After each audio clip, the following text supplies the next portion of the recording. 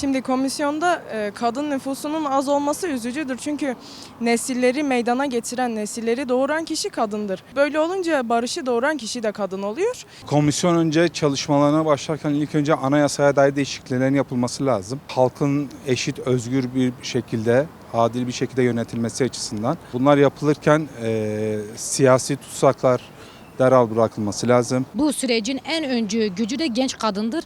Bundan dolayı komisyonun tabii öncelikle hukuki bir zeminde yürütmesi gerekiyor çalışmalarını. Hukuki bir zemin yoksa hiçbir adılan somut yani adım hiçbir şekilde somut sayılmayacaktır. Yani en azından halkı ikna etmeyecektir ki ikna da etmiyor. Bu komisyonun hukuksal bir zeminde ilerlemesi gerekiyor. Eğer bir barış süreci başlamışsa ve bu barışa objektif şekilde devam ediliyorsa asimilasyon politikalarını, özel savaş politikalarını durdurmalılar. Ortada bir süreçten bahsediliyor ama sırf Ahmet ismi diye bir futbol takımının forması cezaevlerine alınmıyor. Mesela bu nasıl bir süreçtir?